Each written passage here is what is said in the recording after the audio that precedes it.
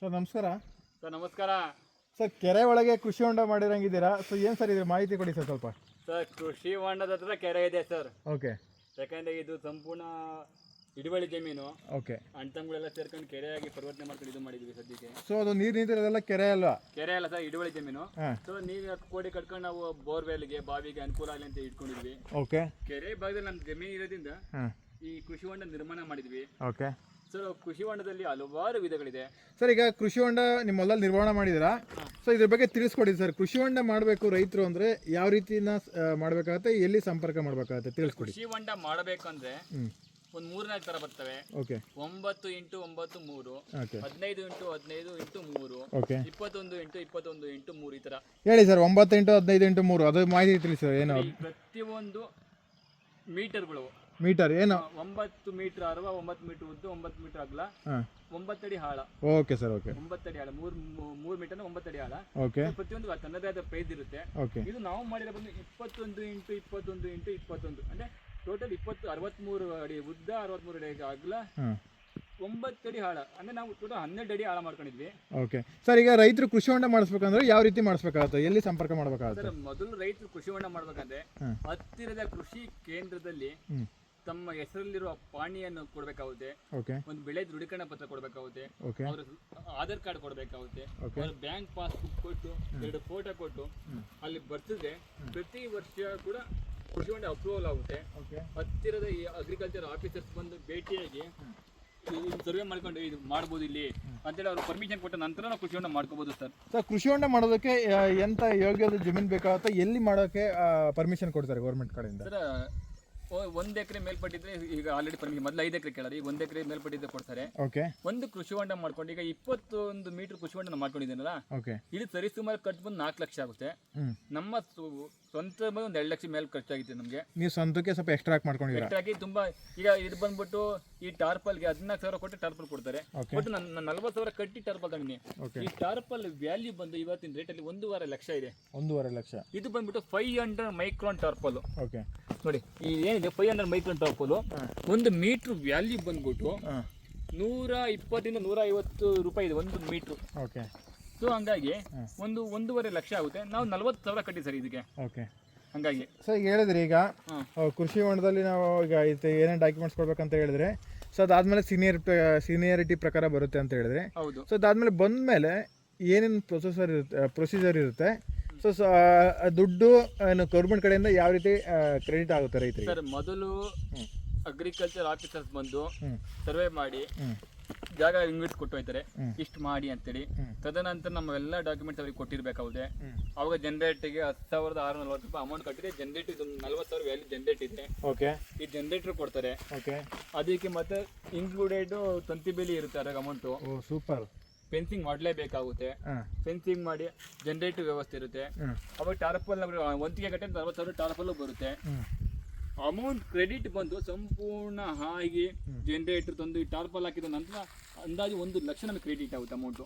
ಎಲ್ಲ ನಮ್ಮ ಸ್ವಂತ ದುಡ್ಡಿಂದ ಮಾಡ್ಬೇಕಾಗುತ್ತೆ? ಹಿಂಗೆ ಆ ಸ್ವಂತ ದುಡ್ಡಿಂದ ಮಾಡ್ಬೇಕಾಗುತ್ತೆ. ಅದಾದ್ಮೇಲೆ ಅಕೌಂಟ್ಗೆ ಜಮೆ ಆಗುತ್ತೆ. ಹೌದು.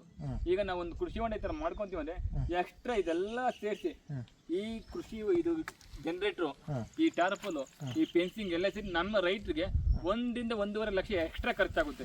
ಓಕೆ.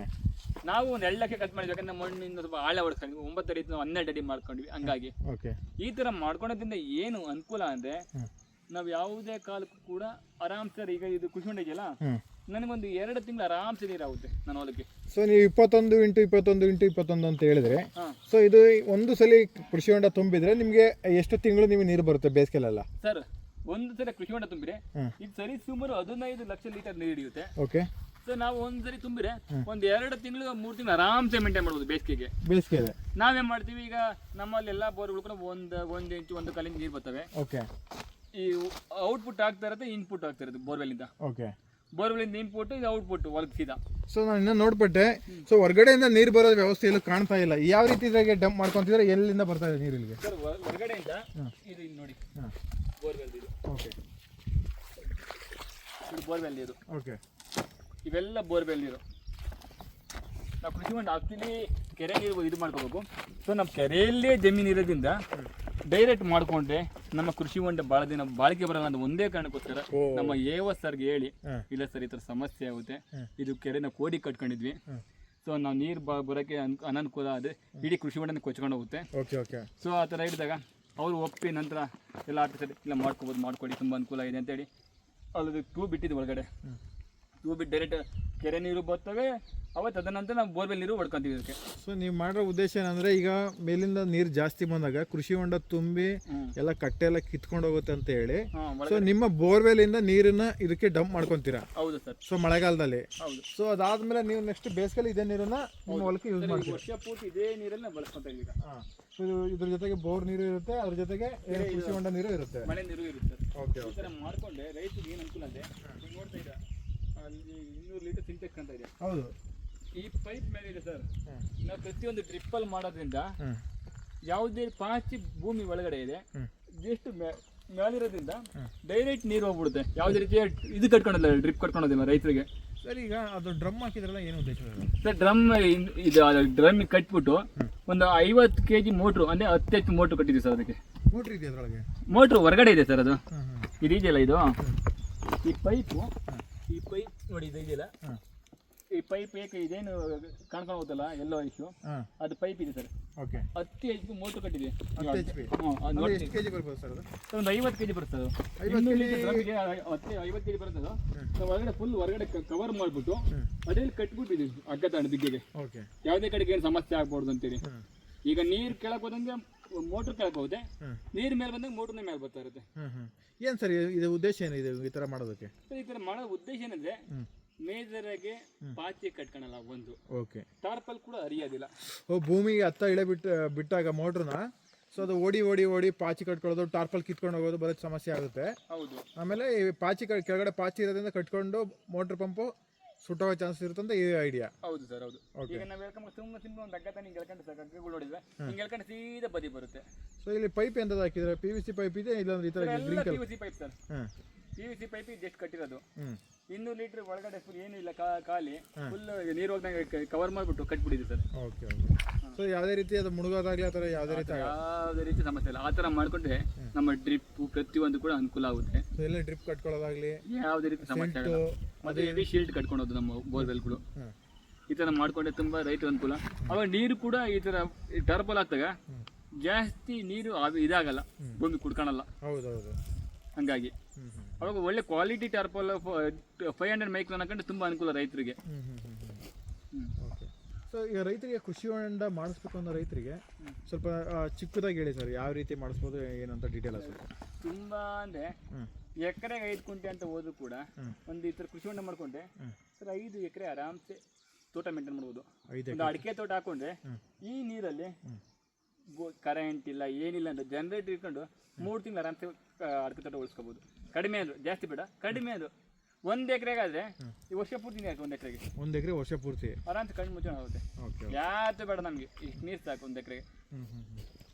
ಸೊ ಈಗ ಕೃಷಿ ಹೊಂಡದ್ದು ಎಲ್ಲ ಏನೋ ಗೌರ್ಮೆಂಟ್ ಕಡೆಯಿಂದ ಪೇ ಮಾಡ್ತಾ ಅಂತ ಹೇಳಿದಲ್ವಾ? ಸೊ ಇದೆಲ್ಲ ಕೆಲಸ ಮಾಡಿಸ್ಬೇಕಾದ್ರೆ ಮುಂಚೆ ನಾವು ಸ್ವಲ್ಪ ಪೇ ಮಾಡ್ಬೇಕಾದ್ರೆ ಗೌರ್ಮೆಂಟ್ ಕಡೆಯಿಂದ ಕಂತುಗಳು ಸ್ಟೆಪ್ ಬೈ ಸ್ಟೆಪ್ ಬರುತ್ತೆ ಸರ್. ಎಲ್ಲ ಇದು ಪೇಮೆಂಟ್ 1 ಟೈಮ್ಗೆ ಸೆಟ್ಲ್ ಆಗುತ್ತೆ. ಇದಕ್ಕೆ ಮಾತ್ರ ನಾವೇ ಮುಂಚೆ 10,640 ಕಟ್ಟಬೇಕಾಗುತ್ತೆ. ಮತ್ತೆ ಈ ಟಾರ್ಪಲ್ 40,000 ನಾವೇ ಮುಂಚೆ ಕಟ್ಟಿದ್ವಿ. ಇದು 14,000 ಇದೆ, 40,000 ಇದೆ. ನಾವು 40,000 ಕಟ್ಟಿ ಒಳ್ಳೆ ಕ್ವಾಲಿಟಿ ಟಾರ್ಪಲ್ ಹಾಕೊಂಡಿದ್ವಿ ಸರ್. ಈ ಥರ ಮಾಡ್ಕೊಂಡಾಗ ಏನಾಗುತ್ತೆ, 1 ಟೈಮ್ ಸೆಟ್ಲ್ಮೆಂಟ್ ಆಗುತ್ತೆ. 1 ಲಕ್ಷ ಚಿಲ್ಲರೆ ಬರುತ್ತೆ. ಅಂದರೆ ಟೈಮ್ ಅದನ್ನು ಒಂದೊಂದು ವರ್ಷಕ್ಕೆ ಒಂದೊಂದು ಥರ ಇರುತ್ತೆ ಬಜೆಟ್ಟು. ಅದ್ರ ಮೇಲೆ ಡಿಪೆಂಡು. ಈ ಕೃಷಿ ಹೊಂಡ ಇಲ್ಲ ಅವಾಗ ಇನ್ನೂ ಹೆಚ್ಚಿನದಾಗಿ ಇಂಗು ಗುಂಡಿ ಸರ್ಕಾರದಿಂದ ಕೊಟ್ಟರೆ ತುಂಬ ಅನುಕೂಲ ರೈತರಿಗೆ. ಬಟ್ ಇಂಗು ಗುಂಡಿ ಇದಿಲ್ಲ, ಪ್ರಾಜೆಕ್ಟ್ ಇಲ್ಲ ಸದ್ಯಕ್ಕೆ. ಈ ಕೃಷಿ ಹೊಂಡ ಮಾಡ್ಕೊಂಡ್ರೆ ಅನುಕೂಲ ರೈತರಿಗೆ. ಓಕೆ. ಇದು ಟಾರ್ಪಲ್ ಯಾವುದೇ ರೀತಿ ಬಿಸಿಲಿಗಾಗಲಿ ಒಣಗೋದು ಮತ್ತೆಲ್ಲ ಅಂದರೆ ಕಿತ್ತೋಗೋದು ಆ ಥರ ಪ್ರಾಬ್ಲಮ್ ಆಗುತ್ತೆ ಹೆಂಗೆ ಸರ್? ಆ ಥರ ಪ್ರಾಬ್ಲಮ್ ಆಗುತ್ತೆ. ಬಟ್ 500 ಮೈಕ್ರೋನ್ ಹಾಕಿರೋದ್ರಿಂದ ಪ್ರಾಬ್ಲಮ್ ಸ್ವಲ್ಪ ಕಮ್ಮಿ, ಅಂದರೆ ಕ್ವಾಲಿಟಿ ಜಾಸ್ತಿ ಇರೋದ್ರಿಂದ ಕಡಿಮೆ ಆಗುತ್ತೆ. ಎಷ್ಟು ವರ್ಷ ಬಾಳಿಕೆ ಬರ್ಬೋದು ಸರ್ ಇದು? ಸರ್ ನಮ್ಮ ಒಂದು ಇದು ಅಂದಾಜು ಪ್ರಕಾರ ಒಂದು 5 ವರ್ಷ ಅಂತ ಬಂದರೆ ಆಲ್ರೆಡಿ 1 ವರ್ಷ ಆಗಿದೆ ಹಾಕಿ. ವರ್ಷ ಅದು ಕೂಡ ಈಗ ಹೊಸ್ತಾ ಇದ್ದಂಗಿದೆ. ಒಂದು 5 ವರ್ಷ ಕಡಿಮೆ ಬರುತ್ತೆ ಸರ್. ಒಂದು 5 ವರ್ಷ ನಂತರ ಮತ್ತೆ ಇನ್ನೊಂದು ರೌಂಡ್ ಅದ್ರ ಮೇಲೆ ಹಾಕೊಂಡು ಆಯಿತು. ಅದ್ರ ಮೇಲೆ ಓಕೆ. ಈ ಥರ ಮಾಡಿಕೊಂಡ್ರೆ ನೀರಿನ ಸಮಸ್ಯೆ ಶಾಶ್ವತವಾಗಿ ನಿರ್ಮೂಲನೆ ಆಗುತ್ತೆ. ಈಗ ಅರ್ಧ ಇಂಚು 1 ಇಂಚ್ ಬರ್ತಾ ಇರ್ತವೆ ಹೊಲಕ್ಕೆ ನೀರಲ್ಲ, ಬೆಳೆಗ ಇದಲ್ಲ ನಮಗೆ.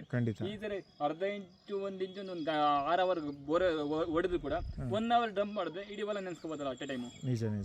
ಹಾಂ ಓಕೆ. ನೋಡಿ ಇದೆಲ್ಲ ಮಾಡ್ಕೊಂಡಿರೋ ಉದ್ದೇಶ ಇಷ್ಟೇನೆ. ನಮ್ಮ ನೇಪಿಯರ್ ತಳಿಗಳು ನಾವು ಬೆಳೆಸಿದ್ವಲ್ಲ, ಅದಕ್ಕೆ ನೀರು ಬೇಕಾಗಿತ್ತು, ನೀರಿನ ಸಮಸ್ಯೆ ಭಾಳ ಇತ್ತು. ಅದಕ್ಕೋಸ್ಕರ ಈ ಕೃಷಿ ಹೊಂಡ ಮಾಡ್ಕೊಂಡು ನಾವು ಸಂಪೂರ್ಣವಾಗಿ ನಮ್ಮ ಅಡಿಕೆ ತೋಟ ಮತ್ತು ನೇಪಿಯರ್ ತಳಿಗಳಿಗೆ ಈ ನೀರನ್ನ ಕೊಡ್ತಾ ಇದೀವಿ ಪ್ರೆಸೆಂಟ್. ಸರ್, ಈಗ ನೇಪಿಯರ್ಗೂ ಮತ್ತು ಅಡಿಕೆ ತೋಟ ಕೊಡ್ತೀನಿ ಅಂತ ಹೇಳಿದ್ರಲ್ಲ, ಸೊ ನಿಮಗೆ ವರ್ಷ ಪೂರ್ತಿ 8 ಎಕರೆ ನೇಪಿಯರ್ ಇದೆ ಅಂತ ಹೇಳಿದ್ರಲ್ಲ, 8 ಎಕರೆ ವರ್ಷ ಪೂರ್ತಿ ಆಗುತ್ತಾ ಇದು? ಸರ್, ವರ್ಷ ಪೂರ್ತಿ 8 ಎಕರೆ ಆಗಲ್ಲ, ಆದ್ರೂ ಕೂಡ ನಮ್ಮ ಬೋರ್ವೆಲಿಂದ ಡಂಪ್ ಆಗುತ್ತಲ್ಲ, ಆರಾಮ್ಸೆ ಮೇಂಟೈನ್ ಆಗುತ್ತೆ. ಸೊ ಇದ್ರ ಜೊತೆಗೆ ಬೋರ್ವೆಲ್ ಇದೆ. ಬೋರ್ವೆಲ್ ಇದೆ, ಇಲ್ಲೇ ಇದೆಯಲ್ಲ ಸರ್, ಇಲ್ಲೊಂದು, ಈ ಕಡೆ ಒಂದು, ಅಡಿಕೆ ತೋಟದಲ್ಲಿ ಒಂದಿದೆ. ಸೊ ತುಂಬ ಅನುಕೂಲ ಇದೆ. Thank you sir. Okay sir, ಧನ್ಯವಾದ ಸರ್. ಧನ್ಯವಾದಗಳು.